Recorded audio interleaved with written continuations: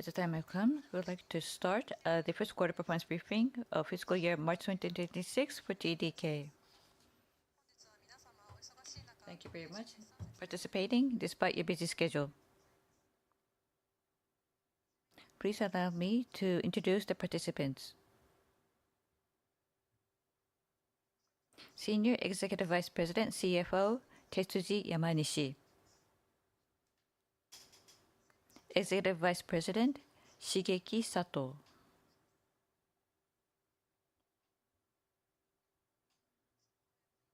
Corporate Officer, Fumio Sashida.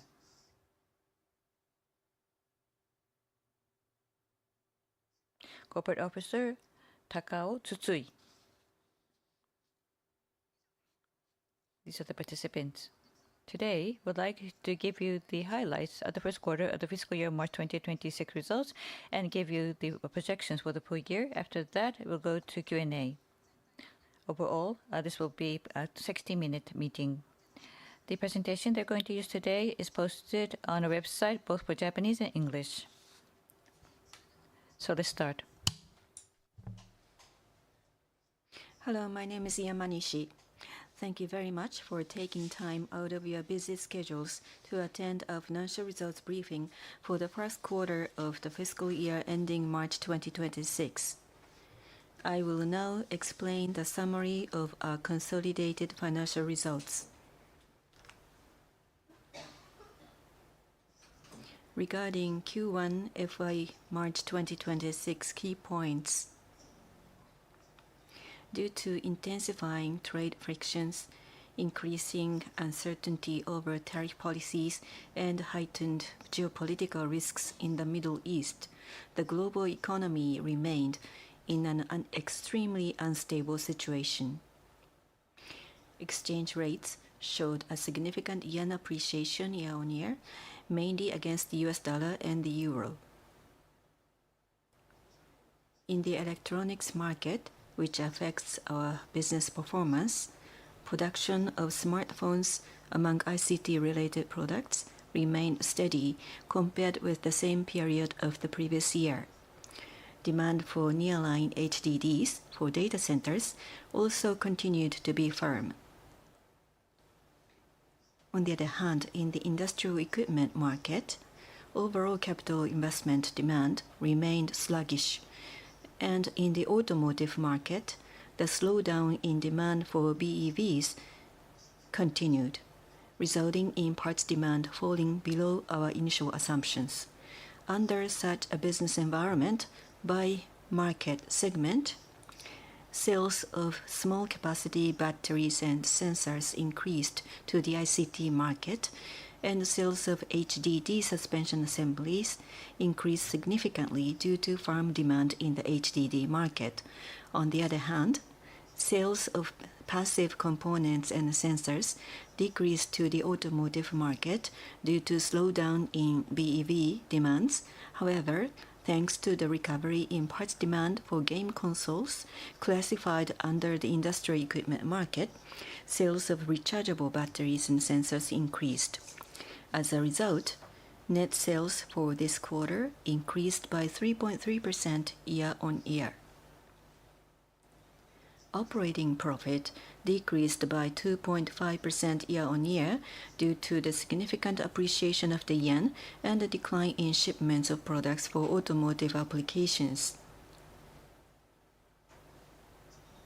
Next, I will go through Q1 FY March 2026 results, including the impact of FX rate fluctuations against the US dollar and other currencies, minus 37.6 billion yen in sales and minus 7.1 billion yen in operating profit. Net sales were 535.8 billion yen, up 16.9 billion yen or 3.3%. Operating profit was 56.4 billion yen, down 1.5 billion yen or 2.5%. Profit before tax was 57.6 billion yen, down 11.9 billion yen or 17.2%, also impacted by foreign exchange losses from the appreciation of the yen.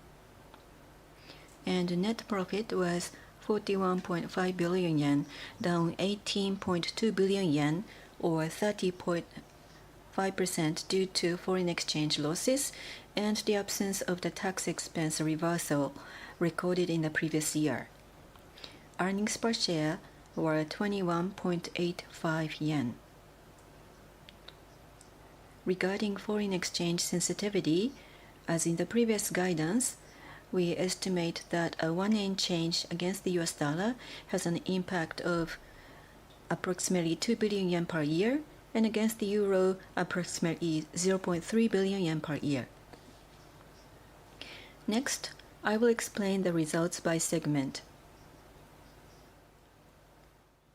First, in passive components, sales decreased mainly in the automotive market, with net sales 138.1 billion yen, down 3.4% year-on-year, and the operating profit 6.4 billion yen, down 54.1% year-on-year. Ceramic capacitors and inductive devices, which have a high sales ratio to the automotive market, recorded lower sales and profits. Aluminum electrolytic capacitors and film capacitors, despite lower sales to the automotive market, posted higher sales and profits thanks to increased sales to the renewable energy market. High-frequency components saw lower sales and profits due to reduced sales to both the ICT and industry equipment markets. Piezoelectric material products and circuit protection components also recorded lower sales and profits as sales to the ICT market declined.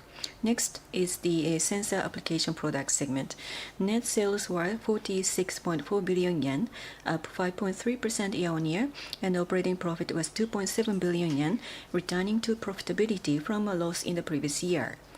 For temperature and pressure sensors, sales decreased to industry equipment market, resulting in lower sales and profits. In magnetic sensors, while TMR sensors posted higher sales for smartphones, Hall sensors recorded lower sales to the automotive market, leading to an overall decline in sales and profit for magnetic sensors.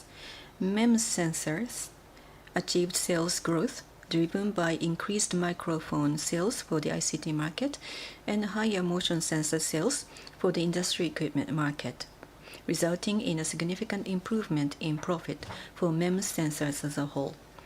Next, in the magnetic application product segment, net sales were 54.6 billion yen, flat year-on-year, while the operating profit was 6.3 billion yen, marking a significant increase in profit.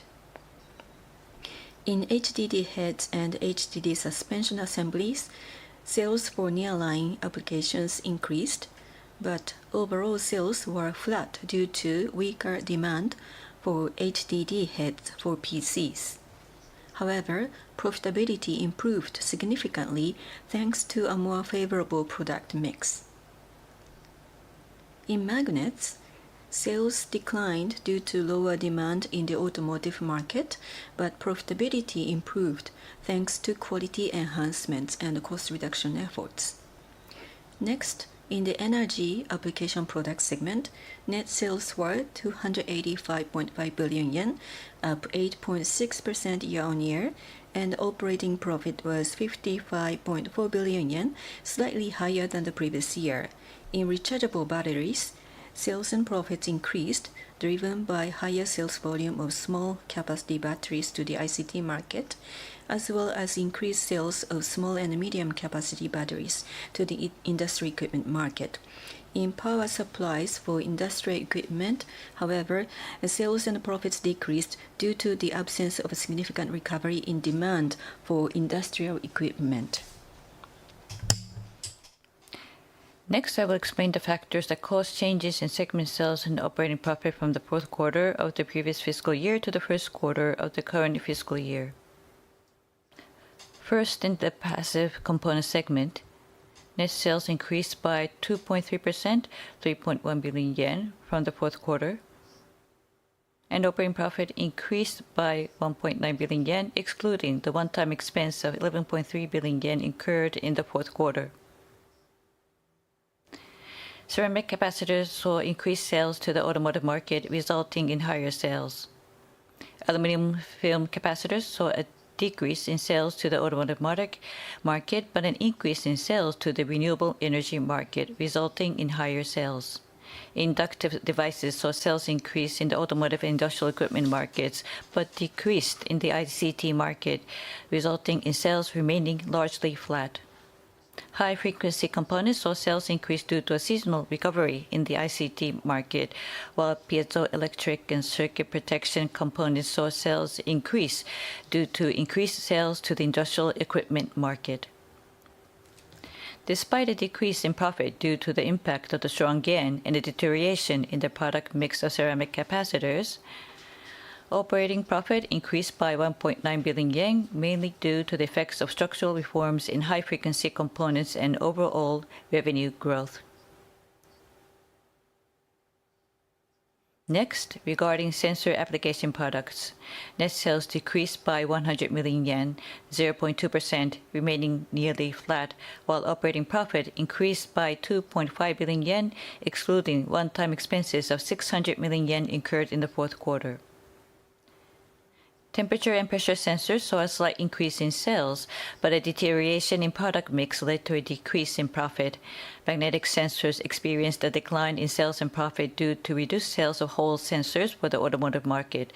However, an increase in sales of TMR sensors for smartphones resulted in flat sales and an increase in profit for magnetic sensors overall. MEMS sensors saw an increase in sales due to strong sales of MEMS microphones. In addition to significantly improved profitability, MEMS motion sensors saw a decrease in sales but achieved an increase in profit due to the effects of structural reforms implemented in the previous fourth quarter, resulting in a significant improvement in overall profitability for MEMS sensors and a reduction in losses. Next, in the magnetic application product segment, sales decreased by 3.7 billion yen, 6.3%, while operating profit increased by 7 billion yen. HDD heads saw a decrease in sales volume of approximately 12% due to the transition period for demand for near-line heads, a major product, resulting in a decline in sales. However, improved product mix and cost improvement through fixed cost efficiency led to an increase in operating profit, enabling the segment to maintain stable profitability. Suspension assemblies saw a 25% increase in sales volume due to increased demand for near-line applications, resulting in both higher sales and operating profit. Magnets saw a slight increase in sales, but profitability improved due to cost improvements and the sale of welfare facilities. Next, in the energy application product segment, sales increased by 5 billion yen, 1.8%. And operating profit increased by 17.6 billion yen, 46.6%. Sales of small capacity batteries for ICT applications increased, contributing to the increase in sales and significant increase in operating profit. Power supplies for industrial equipment saw a decline in both sales and operating profit due to the slow recovery of demand, while EV power supplies also experienced a decrease in both sales and profit due to a reduced demand for BEVs. Next, regarding the analysis of the 1.5 billion yen decrease in the operating profit, an increase of 26.2 billion yen was achieved due to the higher sales volume of secondary batteries, HDD heads, suspensions, and sensors. While rationalization and cost reduction measures contributed to 4 billion yen and effects of structural reforms implemented in the previous fiscal year added 1.4 billion yen, increased pressure to reduce selling prices resulted in a 15 billion yen decrease. SG&A expenses increased by 8.8 billion yen due to higher R&D expenses related to accelerating the development of new technologies and products in the secondary battery segment, a decrease of 2.2 billion yen from the one-time revenue recorded in the previous year, and a decrease of 7.1 billion yen due to the yen's appreciation, resulting in an overall decrease of 1.5 billion yen. Next, I will explain about the cash flow situation. In the first quarter, Operating cash flow was 59 billion yen, and investment cash flow was 62.9 billion yen, including the acquisition of companies related to the AI ecosystem. As a result, free cash flow was a negative of 3.9 billion yen, but this was in line with the expectations for the first quarter. Next, I will explain the segment sales increase or decrease for the second quarter compared to the first quarter. For the second quarter, we are forecasting the exchange rate of 140 yen per dollar. But for ease of comparison, we will explain the increase or decrease of adjusted to the actual exchange rate of the first quarter. First, for passive components, we anticipate increased demand from the automotive and ICT markets and expect an increase in sales centered on MLCCs, resulting in an overall increase of ±0 to 3%. Sensor application products are targeted at the ICT market, with magnetic sensors and MEMS microphones increasing due to seasonal factors.